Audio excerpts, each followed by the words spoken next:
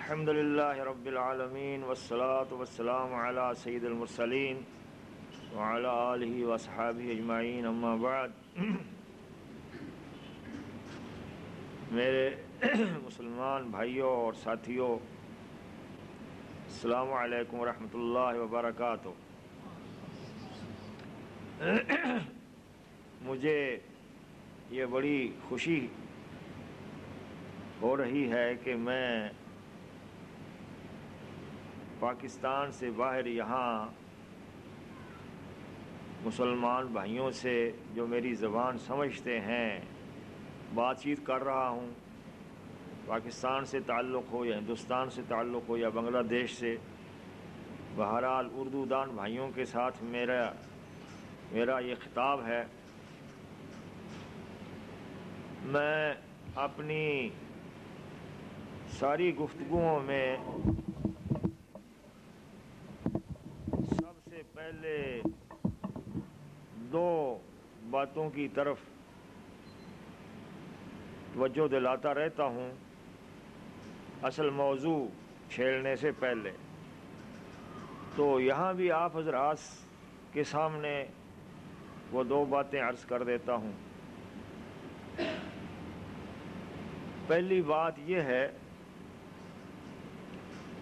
کہ ہم اس دنیا میں ایک ایسی حقیقت کے اندر رہ رہے ہیں جو ہمیں کسی وقت بھی فراموش نہ ہونی چاہیے، لیکن بالعموم فراموش ہو جاتی ہے، لہذا اس کی تذکیر اور یاد دہانی بار بار ضروری ہوتی ہے۔ وہ حقیقت یہ ہے کہ اللہ تعالیٰ نے ہمیں جو یہ زندگی عطا کی ہے، اور زندگی کے ساتھ بہت کچھ تعلقات ہیں، وابستہ ہیں چیزیں، زندگی عطا کی ہے، صلاحیتیں عطا کی ہیں، وسائل عطا کیے ہیں اور دوسری چیزیں عطا کی ہیں، تو زندگی ان تمام چیزوں کے ساتھ جو انسان کے پاس ہوتی ہیں، یہ زندگی ایک فانی چیز ہے، اس کو بقا نہیں ہے۔ کوئی پتہ نہیں ہوتا کسی انسان کو اپنے بارے میں کہ وہ کس وقت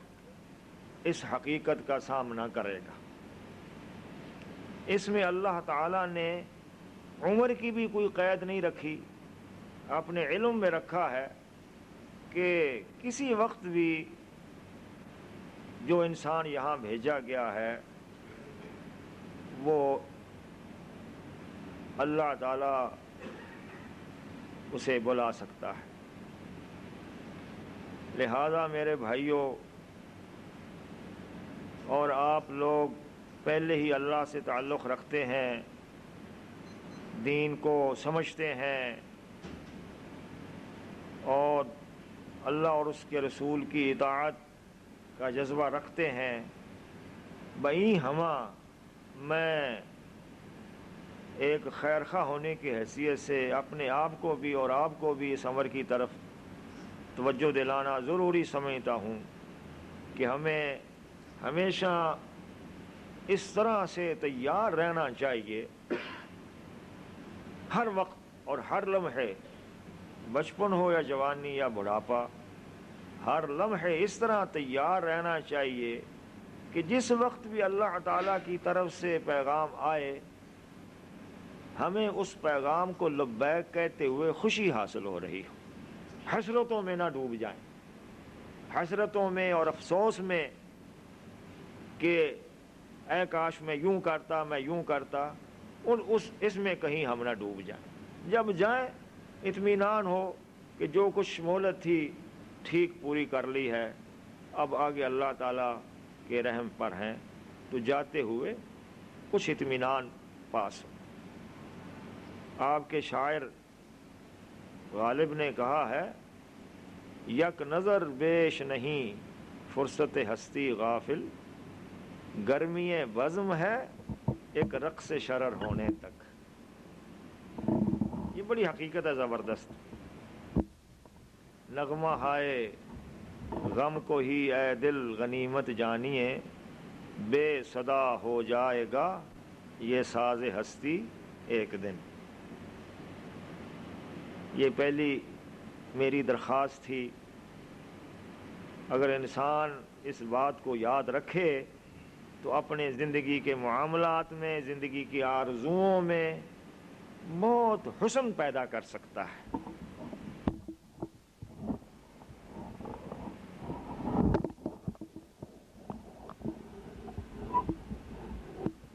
دوسری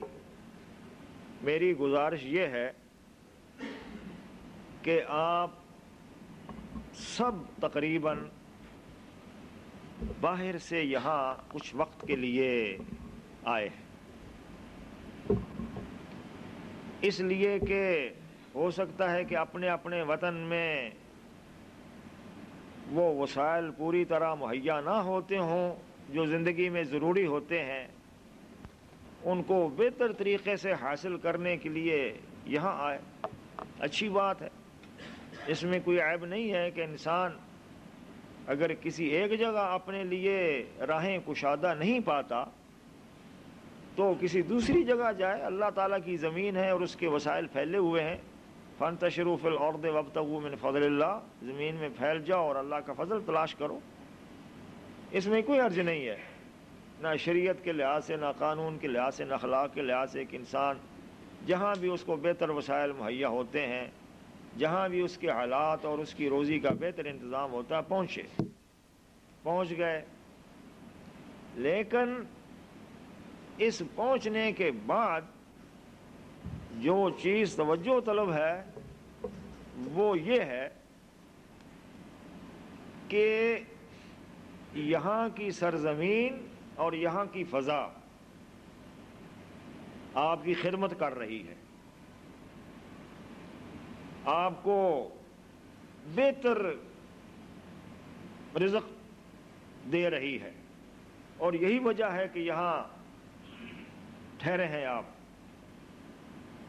اس زمین کے پاس اور اس فضا کے پاس جو چیز میسر تھی اس نے آپ کو پیش کر دی، یہ اس نے بڑی مہربانی کی ہے، اللہ تعالیٰ کی کسی مشیت کے تحت اور فیصلے کے تحت۔ انسان جہاں کہیں جاتا ہے اس میں اللہ کی مشیت اور فیصلے کو دخل حاصل ہوتا ہے۔ ماہانہ اتنی کمائی کر لیتے ہوں گے آپ لوگ کہ جس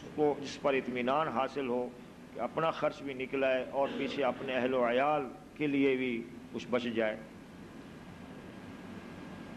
اس زمین نے اس دنیا کے اندر اپنے وسائل تو پیش کر دیے، آپ کی محنت، قابلیت اور صلاحیت اور مقدور کی حد تک، لیکن اس کے جواب میں اس سرزمین کا بھی آپ کے اوپر ایک حق ہے، وہ یہ ہے کہ آپ جو قدم یہاں رکھیں، جو سانس یہاں لیں، جو وقت یہاں گزاریں، وہ کوئی خیر کا پہلو چھوڑے،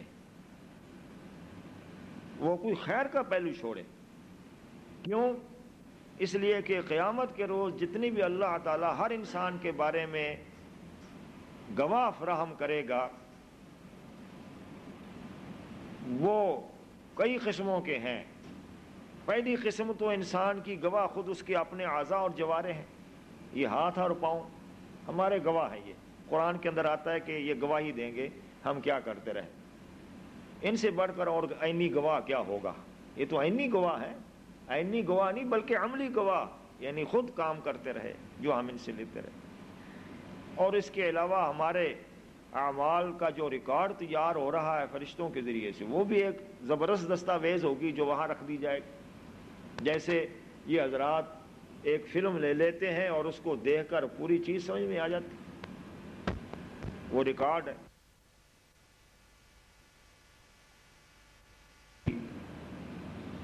اور زمین واسقالت الارض واسقالہا، زمین بھی یہاں اس سرزمین پر کوئی خیر چھوڑی ہے، کوئی کلمہ حق چھوڑا ہے، کوئی اچھی بات چھوڑی ہے، کوئی اچھا قدم رکھا ہے، اس کی بھی گواہی یہ دے دے گی، اور اس کے برعکس اگر کچھ کیا ہے تو اس کی بھی گواہی دے دے گی۔ اور ایسی گواہی سننے کے لیے ہمیں تیار نہیں ہونا چاہیے کہ زمین یہ تو کہے کہ میں نے ان کو اچھی تنخواہیں دی، میں نے ان کو اچھی رہائش دی، میں نے ان کو اچھے وسائل دیے، کم تر وسائل ان کے پاس تھے، تنگی میں گزر رہے تھے، میں نے ان کے لیے فراخی پیدا کی، لیکن میرے لیے یہ کیا خیر کی بات چھوڑ کر گئے۔ ایسی گواہی نہیں چھوڑنی چاہیے۔ اس لیے آپ ہر بات کو اس طرح سے یہاں دیکھیں کہ ہمارے حق میں ہر چیز گواہی دینے والی۔ ان دو بنیادی چیزیں ایسی ہیں کہ ہر مسلمان ہر وقت جو ہے اس کو سامنے رکھنی چاہیے، اور ان کے بغیر انسان کی زندگی نہ خدا کو پسند ہے اور نہ رسول کو پسند ہے، اور نہ خود اس انسان کا کوئی بھلا ہے ان چیزوں کو چھوڑ کر اگر وہ چھوڑ دیتا ہے۔ ہماری ساری تگ و دو کا اللہ نے اپنے نبی اس لیے بھیجے، کتابیں اس لیے اتاریں، اور اللہ کے بندے اسی کام کے لیے انسانوں کے اندر محنت کرتے رہے کہ انسانوں کو اس حقیقت سے آشنا کراتے رہے۔ اس کے بعد ابتدائی کلمات کے بعد میں آپ کے سامنے جو مجھے موضوع سونپا گیا ہے اس پر کچھ مختصراً عرض کر دیتا ہوں۔ مجھے آپ لوگوں کے وقت کا بڑا خیال ہے، اور کبھی ایسی چیز میں پسند نہیں کرتا کہ بلا وجہ لوگوں کو انتظار میں ڈالا جائے اور تھکا دیا جائے تاکہ جو سن لی ہے بات وہ بھی اٹھتے ہی بھول جائے۔ مختصراً میں عرض کر دیتا ہوں۔ اس وقت دنیا میں مسلم ممالک میں بھی، اور مسلم ممالک میں عرب ملک خود آ جاتے ہیں، مسلم ممالک میں بھی اور دنیا کے دوسرے خطوں میں بھی جہاں انسان بستے ہیں یا مسلمان رہتے ہیں، ہر جگہ آج کل کسی نہ کسی شکل میں، کسی نہ کسی تناسب کے ساتھ، کسی نہ کسی رنگ میں اللہ تعالیٰ کا دین کی آواز اٹھ رہی ہے۔ آج اس وقت بڑی خوشی کی بات ہے کہ ہر جگہ مسلمانوں کے اندر یہ چیز برابر پھیل رہی ہے، ہم مسلمان ہیں اور ہمارا دنیا کے اندر یہ کام ہے، ہم اسلام کو بحال کریں، اسلام کو بالا کریں، اور اپنی زندگی کو اسلام کے مطابق بنانے کی کوشش کریں۔ یہ آواز، یہ کوشش، یہ خواہش ہر پیمانے پر افراد کی طرف سے بھی، جماعتوں کی طرف سے بھی کی جا رہی ہے۔ لیکن اس بات کو سمجھنے کے لیے کہ آج اگر ہم دیکھ رہے ہیں مثلا پاکستان میں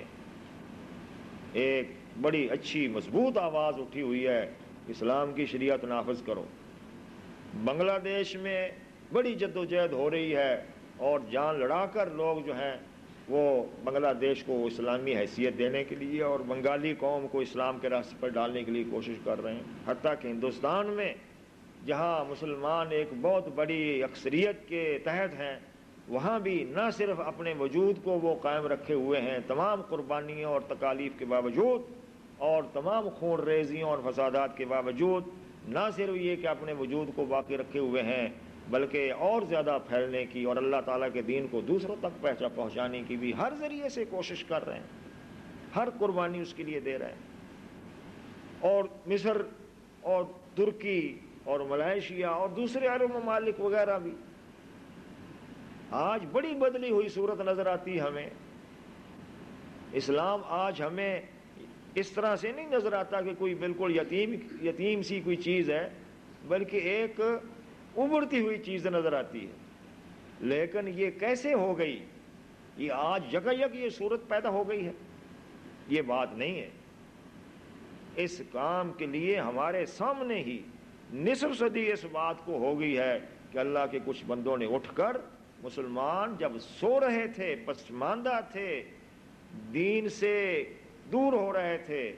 اور اگر دین کے اندر بھی تھے تو دین کی بہت ہی معمولی سا تصور ان کے اندر پایا جاتا تھا۔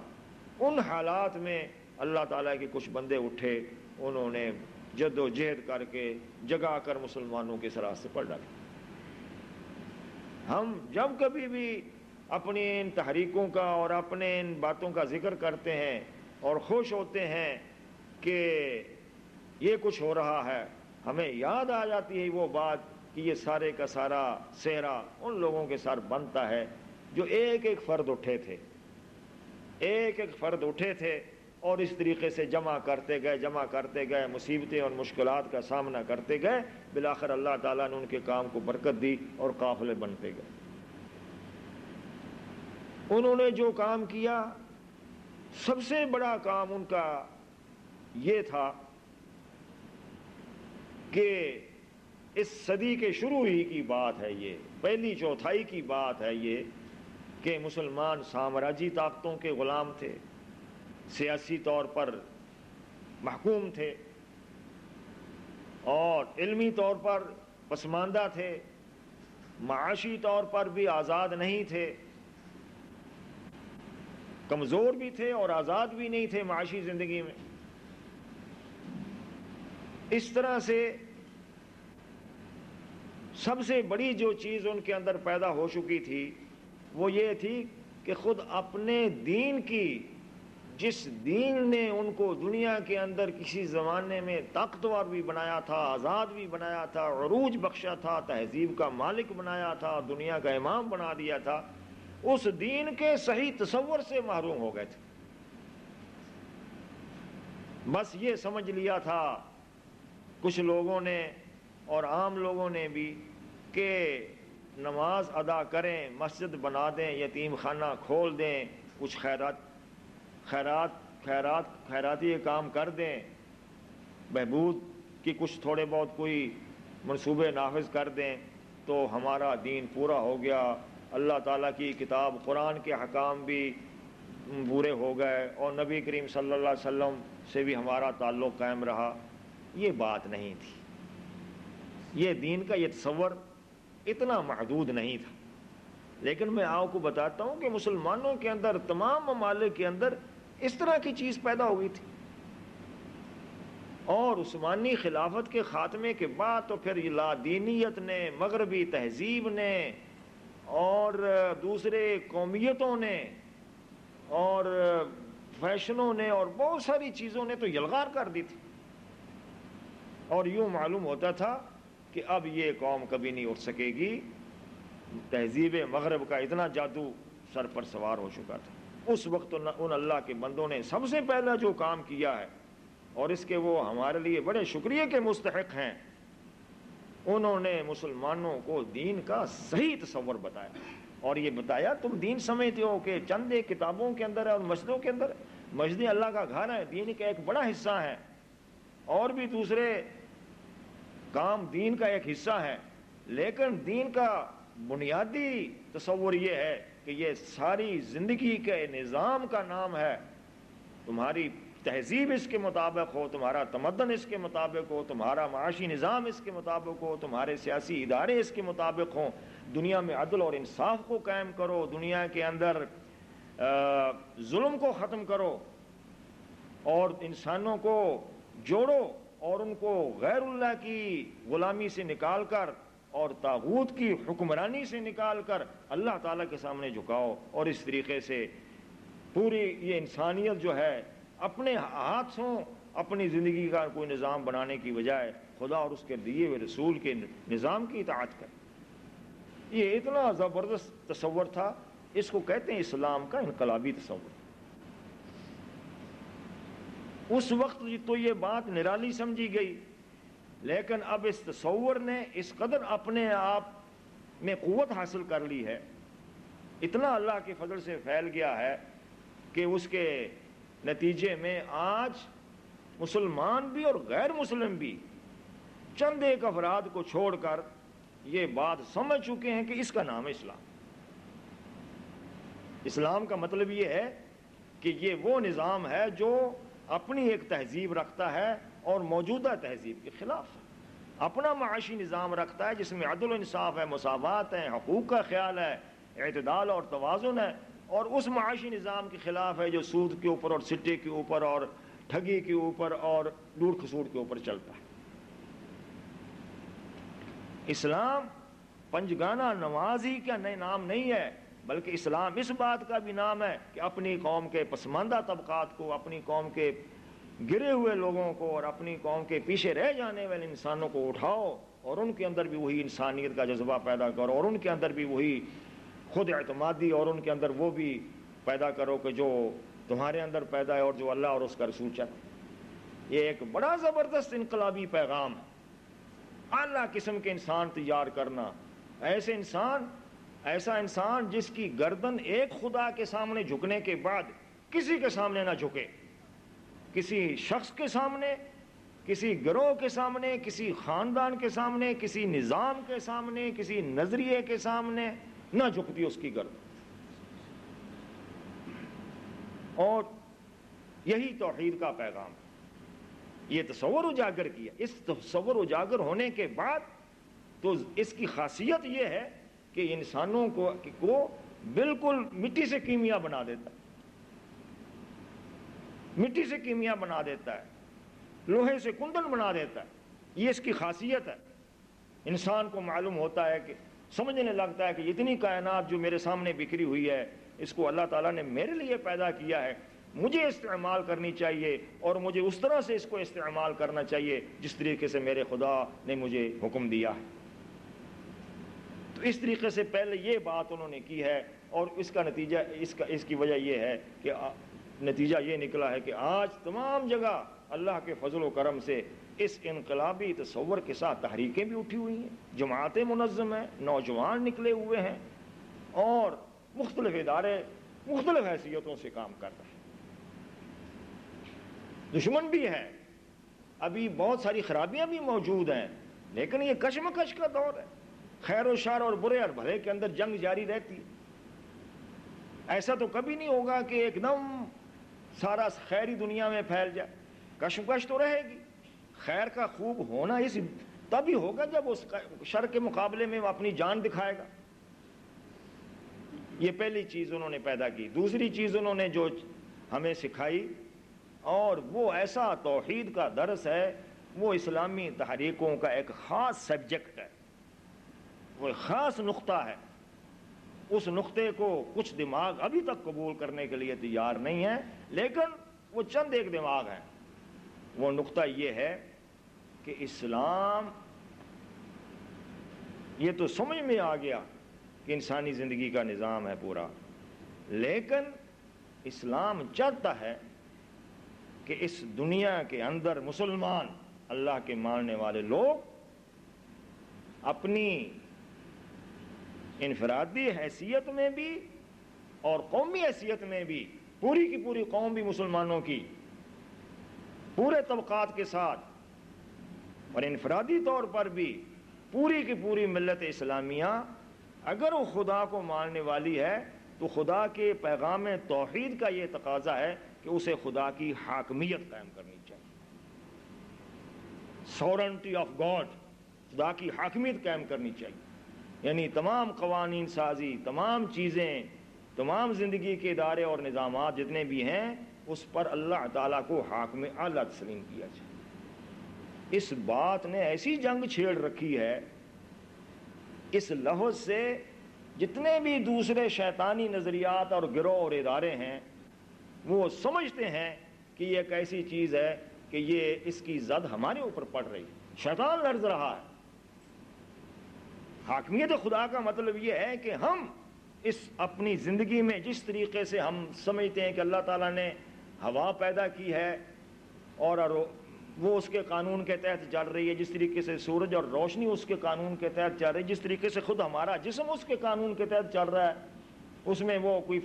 انحراف نہیں کر سکتے، اسی طریقے سے اللہ تعالیٰ نے جس باتوں میں ہمیں اختیار دے دیا ہے کہ ہم کریں یا نہ کریں، ان باتوں کے اندر بھی ہم اس بات کا اعلان کرتے ہیں کہ ہم اللہ تعالیٰ کی حاکمیت کو مانتے ہیں اور اس کے سوا کسی حاکموں کو ماننے کے لیے تیار نہیں۔ کوئی خاندان ہو، کوئی گروہ ہو، کوئی نظریہ ہو، کوئی پارٹی ہو، کوئی قوم ہو، نہیں ماننے کے لیے تیار۔ یہ حاکمیت خدا کا تصور. اور تیسری چیز ان حضرات نے جو پیدا کی اور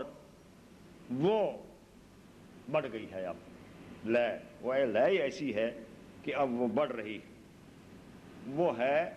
مسلمانوں کے اندر ایک مردہ سنت کو زندہ کرنا. جو سنت، جو دین کا ایک روشن پیغام اور اصول مر چکا تھا، اسے زندہ کیا. وہ کیا چیز؟ جہاد فی سبیل اللہ. آج ہی مجھے جمعیت الاصلاح الاجتماعی کے اس اجتماع میں جہاں میں نے تقریر کی اور افغانستان کے جہاد کی بات آئی، تو بعد میں مجھے ایک صاحب کہنے لگے 800 سال کے بعد جہاد افغانستان میں اب شروع ہوا، جس کو ہم اسلامی جہاد کہتے ہیں، ایک مدت کے بعد. یہ دین کا ایک ایسا اہم باب ہے، اس کے بارے میں حضور صلی اللہ علیہ وسلم نے فرمایا کہ راس الامر الاسلام، کہ اسلامی تحریک یا اسلامی نظام کی بنیاد جو ہے وہ اسلام ہے، یعنی خدا کے آگے سر جھکنا اور اس کی اطاعت کرنا. وعمودہ الصلاۃ، اور اس کا ستون ہے نماز کو قائم کرنا، کیونکہ اگر ستون نہ ہوگا تو پھر وہ نہ خیمہ رہا نہ عمارت رہی. نماز. وذروۃ سنامہ الجہاد، اور اسلامی نظام کا تاج ذروۃ سنامہ، اس کا میں نے بامحاورہ ترجمہ کر دیا ہے، اس کا اسلام کا تاج، اسلام کی شوکت، اسلام کا عروج، اسلام کی شان، اسلام کا وقار، اسلام کی عزت اور اسلام کا غلبہ جہاد. مسلمانوں کے اندر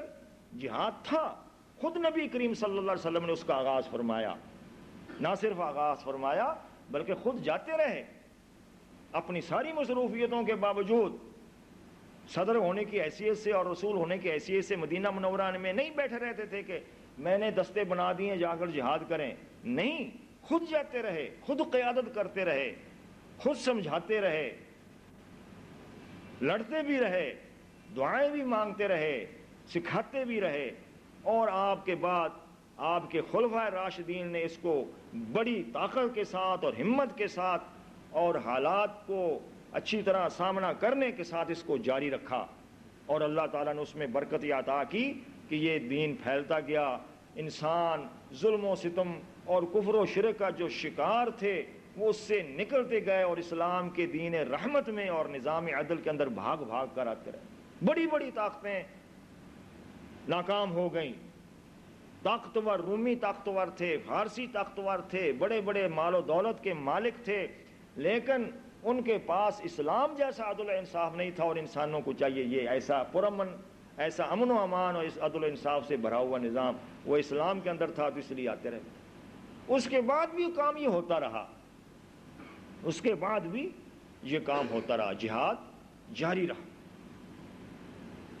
کچھ مسلمانوں کی نظام حکومت میں تبدیلیاں تو ہوتی رہیں خلافت راشدہ کے بعد، لیکن وہ نظام حکومت کے اندر کچھ چند ایک تبدیلیاں تھیں، لیکن مسلمانوں کا ذوق جہاد قائم تھا. اور ذوق جہاد کے اندر بھی مسلمانوں نے جو مثالیں قائم کی، وہ بھی حیرت انگیز. جہاد بھی کرتے تھے اور ساتھ اس جہاد کو رحمت بھی بناتے تھے. میں اس کی ایک مثال دیتا ہوں، پھر اصل موضوع پر آتا ہوں. ایک مثال میں وہ آپ کو ایسی دے رہا ہوں کہ مجھے بالعموم یہ میرا تجربہ ہے کہ وہ مثال بہت کم لوگوں کو معلوم ہے. تاریخ کی اور بہت مثالیں لوگوں کو بالعموم یاد ہوتی ہیں کہ فلاں دور میں یہ واقعہ پیش آیا، فلاں دور میں یہ واقعہ پیش آیا، لیکن جو میں آپ کو مثال دے رہا ہوں یہ خود بعض اہل علم نے لکھا ہے کہ یہ ایسی بات ہے کہ یہ لوگوں تک کم پہنچی. اور ابن خلکان وغیرہ نے اور بعض مورخین نے اسے لکھا ہے، مسلمانوں کے جہاد کی مثال. پھر آگے اصل بات میں کروں گا، لیکن بعض ایسے اچھے حقائق ہمارے پاس موجود ہیں جسے ہم سینے سے لگا کر رکھیں اور جس کو ہم مثال کے طور پر پیش کریں۔ سمرقند جو اس وقت روس کے اندر ایک شہر ہے، سمرقند بڑا مشہور شہر ہے، بخارا بھی اور سمرقند بھی۔ اس زمانے میں یہ خاقان چین کے تحت ہوتا تھا، یہ شہر خاقان چین۔ پہلے حضرت عمر بن عبدالعزیز کے زمانے میں یہاں ایک مہم بھیجی گئی جہاد کی، جس کے قائد تھے بڑے مشہور مسلم قائد اور کمانڈر قتیبہ بن مسلم باہلی۔ قتیبہ بن مسلم، اس کے بارے میں اس کے حالات زندگی کے اوپر کتابیں ملتی ہیں، اردو میں تو میں نے نہیں دیکھی، عربی میں ابھی جمیعت الاصلاح کی لائبریری کے اندر دیکھ کر آیا ہوں، بڑی خوشی ہوئی کہ اس کے حالات کے اوپر ایک کتنی موٹی کتاب پڑھی، قتیبہ بن مسلم مسلمان فاتح سپہ سالار۔ قتیبہ بن مسلم باہلی نے سمرقند پر حملہ کر دیا۔ وہ اس وقت وہ کافر اور مشرک قومیں بستی تھی، بت پرست قومیں تھی۔ قتیبہ بن مسلم سے ایک غلطی ہو گئی، وہ یہ کہ وہ اسلام کا جو طریقہ جہاد ہے اس کی انہوں نے پابندی نہیں کی۔ اسلام کا طریقہ جہاد یہ ہے کہ جس قوم کے سامنے آپ جا رہے ہیں اس کو پہلے اللہ کے دین کی دعوت پیش کریں، شاید وہ اللہ کے دین کو مان لیں۔ اگر وہ اللہ کے دین کو مان لیتے ہیں تو پھر تو جہاد لڑنے کی ضرورت نہیں ہے، لیکن مجبوراً نہیں انہیں کچھ کہا جائے گا۔ دوسری بات یہ کہ اگر وہ نہ مانے تو انہیں کہا جائے کہ پھر آپ ہمارے ساتھ صلح کریں، کوئی جزیہ ادا کریں، خراج ادا کریں، ہم نہیں لڑیں گے۔ کیونکہ مسلمانوں کا تو منشا یہ ہوتا ہے کہ دراصل یہ نظام ظلم ختم کیا جائے، لوگوں کو ذرا آزادانہ سوچنے کا موقع دیا جائے۔ اور اگر وہ یہ بھی نہ مانے پھر انہیں اطلاع دیتے ہیں کہ ہم آپ لوگوں سے جنگ کریں گے اور فلاں دن ہمارا اور آپ کا مارکا ہوگا۔ یہ بڑی ہمت کی بات۔ ان تینوں باتوں میں سے کوئی بات قتیبہ بن مسلم نے پوری نہ کی اور یکایک ایک بہت بڑی فوج کے ساتھ سمرقند پر قبضہ کر لیا۔ اور ایسا دنیا میں ہوتا رہا ہے، ایسا ہوتا رہا ہے دنیا میں۔ دوسرے اسکندر وغیرہ اٹھے فاتحین، اور بڑے بڑے فاتحین اٹھے ہیں، یونانی فاتحین اور ایرانی فاتحین۔ ہمیشہ تاریخ بتاتی ہے کہ یہ لوگ فوج لے کر جاتے تھے اور قتل و خون کر کے اور تباہی اور لوٹ کھسوٹ مچا کر ملکوں پر قبضے کر لیتے تھے۔ کون اس بات کی پرواہ کرتا تھا کہ ان کو ہمیں بتانا ہی نہیں ہے؟ بلکہ الحرب خدعۃ، یہ کہہ کر کہ جنگ نام دھوکے کا ہے، جتنا زیادہ دھوکہ دو اور ان پر قابو پانے کے لیے، یہ تو دنیا کرتی رہی ہے۔ قتیبہ بن مسلم نے اس طرح سے کر لیا، لیکن ہوا کیا؟ اہل سمرقند کو جب یہ پتا چلا کہ یہ ایک ہمارے اوپر یہ لوگ آ کر راتوں رات پہنچے ہیں اور انہوں نے شہر کے اندر گشت شروع کر دی اور اعلان کر دیا ہے کہ ہم ہیں اس شہر کے اس وقت ذمہ دار، انہوں نے ایک وفد بھیجا خلیفہ کے پاس اور جا کر یہ شکایت کی کہ ہم نے آپ لوگوں کے بارے میں سن رکھا تھا، کچھ دوسرے علاقوں سے یہ خبریں آیا کرتی تھیں کہ آپ لوگ بڑے عدل پرست اور بڑے اصول پسند ہیں، لیکن ہمارے بارے میں آپ کے ایک ہم آدمی نے تو یہ اصول اختیار نہیں کیا۔ خلیفہ نے یہ کیس، یہ ملٹری کا کیس تھا، ملٹری کا کیس۔ آج کل ملٹری کے کیس جو ہے نا وہ ملٹری کے اندر ہی رکھے جاتے ہیں۔ خلیفہ نے فوراً یہ کیس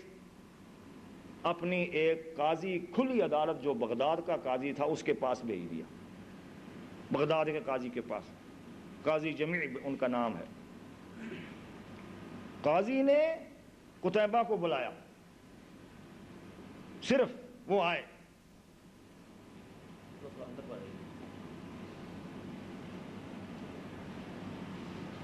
اور وہ وفد وہاں بیٹھا ہوا تھا جو مستغیث تھا، جس کا استغاثہ تھا۔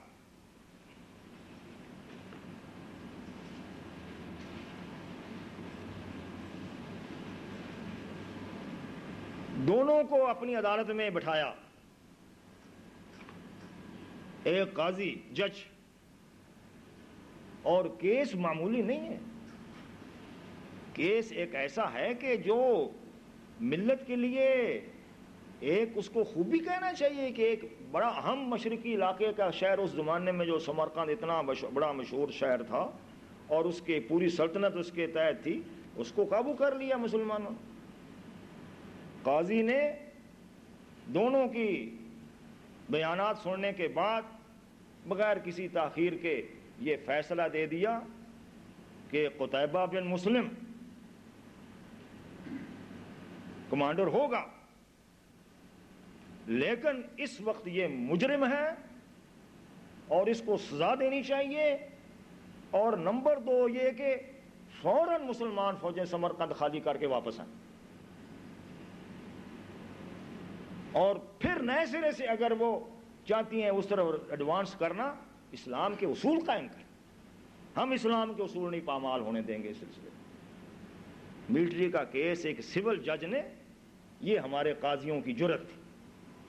یہ اسلام کے اصول تھے۔ چنانچہ اس کے مطابق تمام وہاں کے فوجوں کو، جن کی بڑی تعداد تھی، ان کو حکم دیا گیا، انہوں نے فوراً فرما برداری کی اور سارا شہر خالی کر کے چل پڑے، اور جب چل پڑے تو اہل سمرقند ان کے پیچھے دوڑ کر آئے۔ جب انہوں نے یہ دیکھا کہ ان کی عدالت نے یہ فیصلہ دیا ہے کہ انہوں نے زیادتی کی ہے ان انسانوں کے ساتھ، یہ طریقہ ہمارا نہیں ہے دنیا کے اندر، وہ بیچاری قومیں حکمرانوں کے ظلم و ستم برداشت کرنے والی، لوٹ کھسوٹ کی نشانہ بنی رہتی تھی، نہ ان کی عزت محفوظ ہوتی تھی، نہ آبرو محفوظ ہوتی تھی، نہ جان نہ مال۔ جب انہوں نے یہ سوچا وہ تو حیران رہ گئے، اور پیچھے دوڑے دوڑے آئے ان کے ذمہ دار لوگ اور بڑے سیانے لوگ کہ حضرات یہ بات نہیں ہے، آپ یہاں رہیں، آپ ہمیں خاقان چین کے ظلم سے بچانے کے لیے آئے ہیں، ہم آپ کی ماتحتی قبول کرتے ہیں۔ مجبور کیا انہوں نے، اور اس کے بعد بالآخر مختصر یہ کہ نہ صرف انہوں نے مجبور کیا بلکہ انہوں نے اپنے شوق سے، اپنے ضمیر کی آواز سے، اپنے دل سے پورے کے پورے شہر میں اسلام کا اعلان کیا،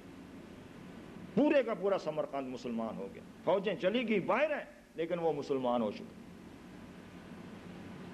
اس جہاد کی تحریک نے اس طریقے سے دنیا سے ظلم و ستم ختم کیا، اور اصول اور عدل اور انصاف اور انسانیت کا احترام قائم کیا۔ ہمارے ان بزرگوں نے جو دور نو کی اسلامی تحریکوں کے رعیل اول کہلاتے ہیں، پہلی نسل کہلاتے ہیں، جنہوں نے یہ کام شروع کیا ہے، انہوں نے مسلمانوں کے اندر ذوق جہاد بیدار کیا، اور آج یہ ذوق اتنا پھیل چکا ہے، اتنا بڑھ چکا ہے کہ ہم اس کے علامات اور اس کی گرمی کئی جگہ محسوس کر رہے ہیں۔ اور چوتھی چیز ان حضرات نے جو کی، جس کا نتیجہ ہمارے سامنے آ رہا ہے، وہ یہ ہے کہ انہوں نے اپنی محنت سے، اپنی جد و جہد سے، قربانیوں سے مسلمانوں کے اندر ایک نئی نسل کھڑی کر دی ہے جو اسلام کی علمبردار بن چکی۔ لیکن اس نئی نسل کو کھڑی کرنے کے لیے محنت کرنی پڑی۔ بغیر محنت کے اور بغیر کردار کے دنیا کے اندر کوئی چیز کامیاب نہیں ہوتی۔ ایسے نہیں یہ اسلام کی تحریک، مجھے لوگ کہا کرتے ہیں تحریک اسلامی کے عالمی پیمانے پر کیا اثرات ہیں، بتائیں، میں بتایا کرتا ہوں، لیکن میں کہتا ہوں یہ بھی تو سنیں آپ کہ اس کے لیے کیا کچھ کیا گیا۔ کوئی تحریک بغیر اصول پرستی کے، بغیر اعلیٰ کردار کے، بغیر بہادری اور شجاعت کے نہیں چل سکتی۔ اخوان المسلمون ابھی میں ہو کر آیا مصر سے، وہاں سے آ رہا ہوں اور آپ لوگوں کے پاس یہاں پہنچا ہوں، راستے میں ہی ہوں، وہاں دیکھا میں نے ان کے اثرات دیکھیں۔ میرے علم کی حد تک اور اندازے کی حد تک اس وقت مصر کی بہت اچھی قابل لحاظ وہ طاقت بن چکے۔ نوجوانوں کو میں نے دیکھا مسجدیں ان سے بھری ہوئی، لڑکیوں کو میں نے دیکھا کہ کوئی 50-60-70% انہوں نے پردے کر لیے۔ میں نے پہلے بھی مصر دیکھا، کئی آج سے 10-12 سال پہلے 1964 میں دیکھا تھا، بہت بری حالت تھی، لیکن اب وہاں پابندیاں ہیں، جماعت اپنے نام سے نہیں کام کر سکتی، سب کے باوجود یہ حال ہے کہ میں نے اسکندریہ میں تقریر کی، میری تقریر کا موضوع تھا جہاد افغانستان اور اسلامی تحریک، کچھ اس طرح سے اسکندریہ میں ہزاروں کی تعداد میں نوجوان ٹوٹ پڑے، ہزاروں کی تعداد میں۔ اجتماع کی آزادی نہیں اور اس طریقے سے جلسے نہیں کر سکتے، وہاں ایمرجنسی لاگو ہے، پرواہ نہیں۔ لیکن میں یہ آپ کو بتاتا ہوں کہ یہ بات ٹھیک ہے کہ ان کے اندر اتنی جرأت و ہمت ہے۔ یہ جرأت اور ہمت جو ہے یہ کیسے پیدا ہوئی؟ اس جرأت اور ہمت کو پیدا کرنے کے لیے کوئی مسیحا چاہیے، مسیحا۔ ہر آدمی کا یہ کام نہیں، اور وہ مسیحا میں آپ کو بتاتا ہوں مسیحا کیسا تھا۔ امام حسن البنا اصولوں کی خاطر شہید ہو گئے 1949 میں، انہوں نے جان دے دی، پرواہ نہیں کی۔ اور ان کے پھر 1954 میں ان کے اور ساتھی 6 پھانسی پر لگ گئے، پرواہ نہیں۔ 1966 میں ان کے ایک اور ساتھی، 3 ساتھی وہ گرفت میں آئے، ان کو بھی پھانسی دے دی، پرواہ نہیں۔ ان میں سے ایک کی مثال بتاتا ہوں، مسیحا کیسے ہوتا ہے۔ مسیحا سید قطب رحمۃ اللہ علیہ۔ یہ اس لیے بیان کر رہا ہوں میں کہ یہ کتابوں میں پڑھتا رہا ہوں، لوگوں میں سنتا رہا ہوں، آنکھوں سے دیکھ کر آیا۔ سید قطب کو جس پھانسی کی سزا دی گئی، سنائی گئی، وہ اور 2 ان کے ساتھ جس صبح ان کو تختہ دار کے اوپر لٹکانا تھا، صبح یہ کام کرتے ہیں یہ لوگ۔ اسی رات کی بات ہے کہ ان کے پاس جمال عبد الناصر کا ایک ایلچی گیا پیغام لے کر کہ اس سید کو کہہ دو چھوٹے سے پرزے کے اوپر معمولی سا معذرت نامہ لکھ دے یا غلطی کو تسلیم کر دے، رہا کر دیں گے، پھانسی کی سزا بھی ختم ہو جائے گی، رہا کر دیں گے، اور اس کی خواہش کے مطابق کوئی منصب بھی اس کو مل سکتا ہے۔ اب سید کو پتا ہے کہ مجھے یہ سزا سنائی جا چکی ہے، اور یہ بھی معلوم ہے کہ یہ رات وہی ہے۔ 5-7 گھنٹے کا وقفہ باقی ہے، اور یہ پیغام بھی با اختیار شخصیت کا ہے، درمیان میں کسی کا نہیں ہے، اور اضطرار کی حالت میں مسلمان کے جان بچا لینے کو بھی اللہ معاف کرتا ہے۔ الا من اکرہ وقلبہ مطمئن بالایمان، دل اگر مطمئن ہو تو۔ یہ سارے کے سارے شریعت کے جواز موجود ہیں، ساری دلیلیں موجود ہیں، لیکن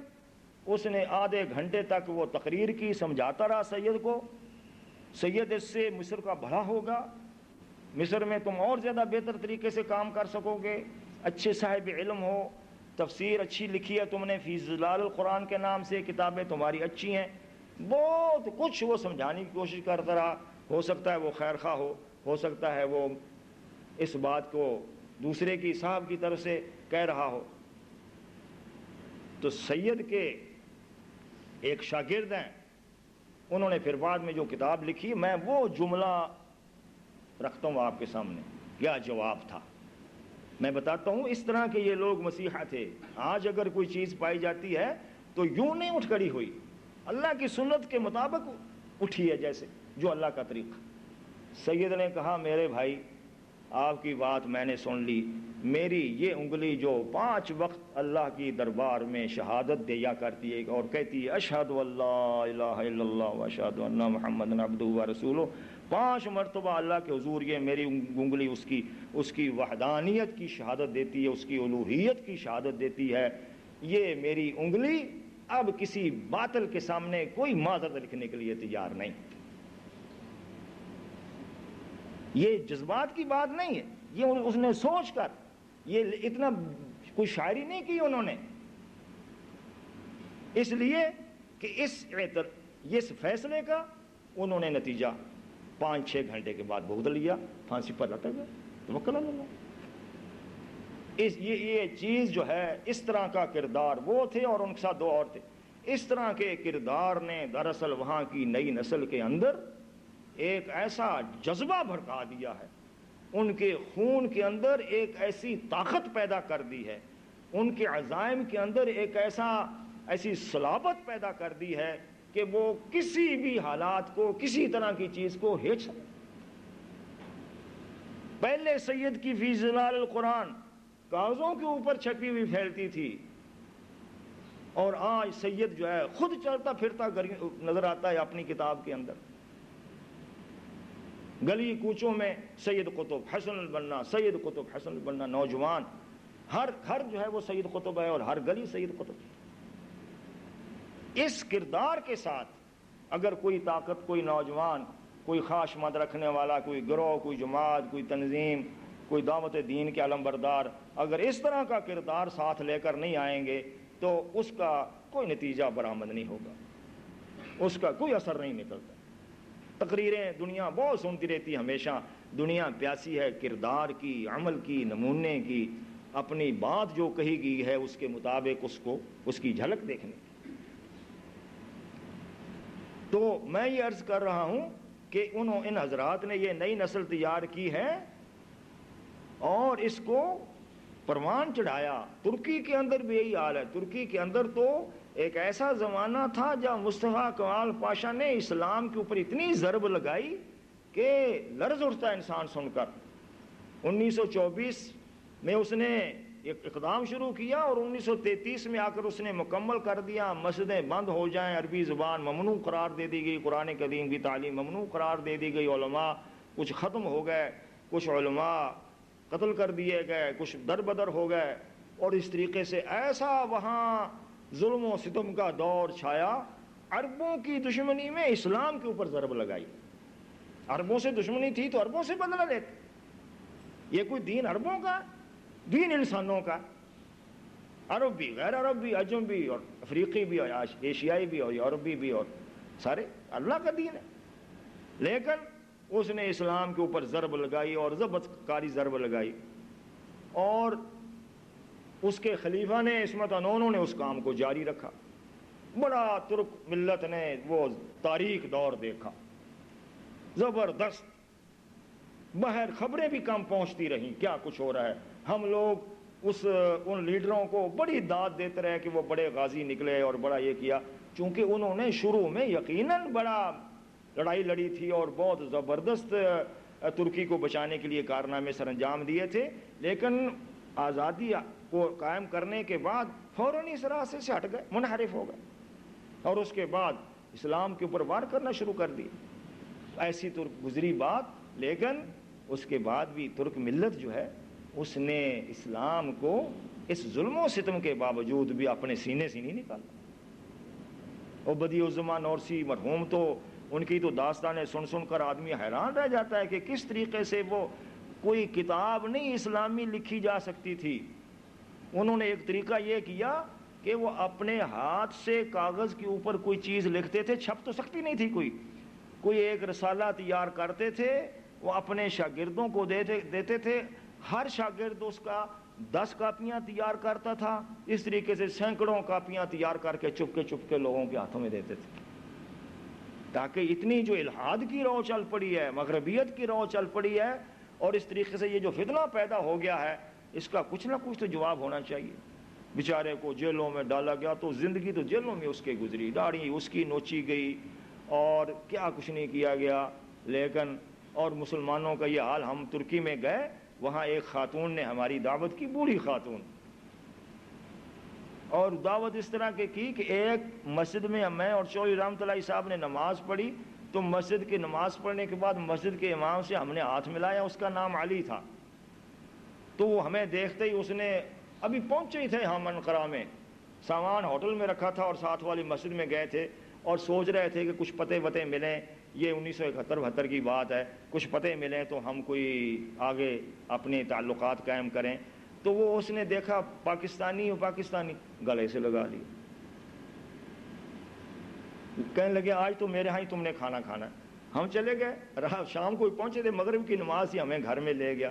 وہ تھا اور اس کی ایک بوڑھی ماں تھی بیچاری معمر۔ اس بوڑھی ماں نے ہمیں بتایا، یہ علی عربی بول لیتا تھا ٹوٹی پھوٹی سی، اس کی ماں تو ترک تھی، اس کی ماں نے ہمیں بتایا کہ یہ میرا بیٹا جو آپ اس مسجد کے اندر امام ہے اور اتنے نمازی ہیں، یہ بیٹا جب میرا چھوٹا تھا، اس کی عمر 5 سال تھی، تو میں اس کو قرآن پڑھانا چاہتی تھی، کوئی آدمی قرآن پڑھانے والا نہیں ملتا تھا، پھر مجھے یہ معلوم ہوا کہ ترکی کے جنگلوں کے اندر قرآن پڑھایا جاتا ہے، وہاں کچھ اللہ کے بندے چھپ کر کے بیٹھے ہوئے جنگلوں میں چھپ کر، تو انہوں نے کوئی خفیہ درسگاہیں قائم کی ہوئی ہیں۔ بڑی تلاش کے بعد اعتماد میں لے کر مجھے کوئی سراغ ملا، تو میں نے اپنے 5 سال کی عمر میں اس لڑکے کو بھیج دیا کہ جنگل میں لے جاؤ اسے۔ جب 3-4 سال کے بعد اس نے حفظ کر لیا قرآن پورا، پھر اس کو یہ وہاں سے واپس آیا۔ اور چھوٹا سا بچہ ماں جو ہے اس طریقے سے جنگل میں چھوڑ دے، معلوم نہیں آگے کیا بات ہے کیا نہیں بات ہے، کیا پتا کیا کچھ ہو رہا، تو کہتی یہ حفظ کر کے آیا، قرآن پڑھ کے آیا، اور مجھے اتنی خوشی ہوئی جب آ کر ملا، تو میں نے بڑا اللہ کا شکر ادا کیا۔ آج یہ اس مسجد کا امام ایک دفتر میں ملازم ہے، دین کی خدمت کر رہا، اور وہ کہنے لگی کہ یہاں ایک مسجد ہوتی تھی، بعد میں گرا دی گئی اور اس کے اوپر سے سڑک نکالی گئی۔ اس مسجد کے مینارے میں شروع میں جب مصطفیٰ کمال پاشا آیا تو یہ ساتھ والا ایک بڑی بلڈنگ تھی، اس کے اندر کوئی رقص پارٹی ہو رہی تھی جس میں وہ بیٹھا تھا اور میوزک بج رہا تھا، تو اس مسجد کے مینارے سے اذان دی۔ وہ ایک ایسی جگہ اس طرح سے اذان دیتے ہیں قریب ہوگا جس سے اس کی آواز پہنچ گئی، اذان دی، اور اذان دینے کے بعد جتنے بھی اندر ترک بیٹھے ہوئے تھے، چاہے وہ میوزک بجانے والا تھا یا کچھ تھا، کچھ دل انسان کے ضمیر کچھ نہ کچھ تھوڑا سا کبھی کام کر جاتا ہے، ایک دم رک گئے۔ خود ساز بجانے والے، اذان کی آواز ان کے کان میں پڑی، ایک دم رک گئے۔ اور بعد میں پتہ چلا خود مصطفیٰ کمال اس میں شامل تھا اور اس کے ساتھی شامل تھے اور رقص پارٹی تھی، تو اس نے پوچھا یہ کیوں رکے ہیں، کیا وجہ ہے ایک دم؟ تو تحقیق سے معلوم ہوا کہ باہر سے اذان کی آواز آئی تھی، اس لیے بس بے ساختہ رک گئے، ارادہ نہیں تھا ان کا رکنے کا۔ اس نے وہ مائی کہنے لگی، وہ بیچاری معمر خاتون کہنے لگی کہ اس جگہ وہ مسجد ہوتی تھی، مجھے اچھی طرح معلوم ہے، اس مسجد کو گرا دیا گیا تھا صرف اس بنا پر، اگلے روز یہاں سے یہ منارے کو بھی اٹھاؤ اور مسجد کو بھی اٹھاؤ۔ ان حالات میں ترکی کے لوگوں نے گزارا وقت، اور اب آپ دیکھیں جا کر، ابھی ہیں آزمائش میں لوگ، ابھی آزمائش میں ہیں لوگ، لیکن یہ ہے کہ وہاں ترک نوجوانوں کو ہم دیکھتے ہیں اور تعلیمی اداروں کو دیکھتے ہیں، ان کی یونیورسٹیوں کو دیکھتے ہیں، تو ہم بڑا اللہ تعالیٰ کا شکر ادا کرتے ہیں کہ یہ تو کہاں چلے گئے تھے، کہاں ان کو ڈال دیا گیا تھا۔ پھر جب وہ دور ختم ہوا تو معلوم ہوا ترک ملت مسلمان۔ 1956 میں جب پہلی مرتبہ عدنان مندریس کے زمانے میں پہلی مرتبہ 1924 کے بعد 1933 کے بعد تو اذان ممنوع قرار دے دی گئی تھی، اور اگر بعض مسجدوں میں اذان دی جاتی تھی تو ترکی زبان میں دی جاتی تھی، عربی لفظ نہیں کوئی استعمال کر سکتا تھا۔ کچھ مسجدیں رکھی ہوئی تھی انہوں نے تھوڑا سا کوئی باقی رکھنے کے لیے، دکھانے کے لیے، تو وہ ترکی کی بجائے، اس عربی کی بجائے ترکی کے میں اذان دیتے تھے، جیسے ہم عربی کی بجائے اردو میں اذان دینا شروع کر دیں تو اپنی ترکی زبان میں۔ یہ بھی ایک عربی کے خلاف تعصب تھا۔ عدنان مندریس نے الیکشن میں جب آیا تو اس نے وعدہ کیا تھا کہ اے ترک نوجوانوں اور ترک ملت کے لوگوں، اگر میں کامیاب ہو گیا تو میں عربی زبان کو بحال کر دوں گا۔ کامیاب ہوا، اور اس کے بعد پہلے ہی پارلیمنٹ کے اجلاس میں اس نے یہ بل پیا کہ میں اپنے وعدے کو پورا کرتا ہوں کہ عربی زبان کو یہاں پڑھانے کی اجازت ہے، عربی میں اذان بھی دی جا سکتی ہے اور نماز بھی پڑھی جا سکتی ہے۔ تو اس وقت ہمیں تو ان دوستوں نے جو اب بھی موجود ہیں، کوئی 1956 کی دور کی بات نہیں ہے، وہ کہتے ہیں جی ایک دم مسجدوں سے اذانیں عربی میں برآمد ہوئیں اور مسلمان لوگ جو تھے اچھل پڑے، اور لوگوں نے جانور لالا کر سڑکوں کے اوپر قربانیاں شروع کی خوشی کے اندر، شکرانے کے اندر، یا اللہ تیرا شکر ہے عربی کے اندر ہم نے تیری اذان سنی ہے اور تیری آواز سنی، تیرے پیغام کی آواز سنی ہے سڑکوں کے اوپر۔ اس قوم کو کوئی ہٹا سکتا ہے اسلام سے؟ میں سمجھتا ہوں اس دنیا کے اندر، اس دور کے اندر قومیں ساری بہت اچھی ہیں، ہر مسلمان قوم بہت اچھی ہے، لیکن کچھ قوموں کے اندر کچھ ایسی خوبیاں پائی جاتی ہیں جو نسبتاً دوسروں سے ممتاز ہو جاتی ہیں۔ ان میں سے ایک ترک ملت ہے، سوڈانیوں کو دیکھیں، مصریوں کو دیکھیں، اور سب سے بڑھ کر اپنے افغان بھائیوں کو دیکھیں۔ افغان بھائیوں کا معاملہ، اس کو آپ ایک ملک کا محدود معاملہ نہ سمجھیں، یہ پورے اسلام کا مسئلہ ہے، پوری ملت اسلامیہ کا مسئلہ ہے، اور میں آج بھی تقریر میں کہہ کر آیا ہوں عربوں کے سامنے، میں یہ کہتا ہوں تمام مسائل کے اندر اور تمام جتنے بھی مسئلے اٹھے، فلسطین کا ہو یا ایریٹریا کا ہو یا دوسرا ہو کوئی ہو، تمام مسئلوں کے اندر مسلمانوں نے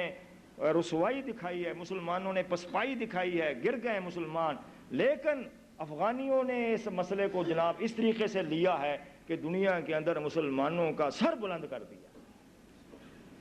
ہم عزت سے کہتے ہیں کہ افغان قوم لڑ رہی ہے، یہ کوئی معمولی بات نہیں ہے. دنیا کی سب سے بڑی طاقت سپر پاور جو سمجھی جاتی ہے، نمبر 1 پر ہو یا نمبر 2 پر ہو، یہ ہمیں نہیں معلوم، سب سے بڑی طاقت ہے اور اس کے پاس جدید ترین ٹیکنالوجی ہے، سب سائنس میں ترقی یافتہ ہے، تعداد کے لحاظ سے بڑی ہے، معاش اور وسائل کے لحاظ سے بڑی ہے، اور اس کی فوجیں بھی بڑی ہیں. لیکن اتنی بڑی طاقت جو سرحدوں کے اوپر رہتی ہے، دور سے بھی اسے نہیں آنا پڑتا، جیسے امریکہ ویتنام میں آتا تھا دور سے، کہ کوئی کہے کتنی دور سے امریکہ کیسے جنگ لڑ سکتا تھا، بالآخر اسے اٹھنا پڑا وہاں سے. یہ بات بھی نہیں ہے، سرحدیں ساتھ ملتی ہیں، زمین ساتھ ملتی ہے. اور اتنی بڑی طاقت نے پوری یلغار کی ہے، اپنا ایڑی چوٹی کا زور لگا دیا، اپنی ساری ٹیکنالوجی اس میں لگا دی، اپنے ماہرین کی منصوبہ بندی اور ان کے دماغ صرف کر دیے ہیں. لیکن ان بھوکے افغانی مجاہدین نے، جن کے پاؤں ننگے ہوتے ہیں، میں نے خود ان کے ننگے پاؤں خدا کی قسم دے کے پھٹے ہوتے ہیں. کیوں پھٹے ہیں؟ ہم پہاڑوں کے اوپر چلتے رہتے ہیں، جوتے کہاں سے لائیں؟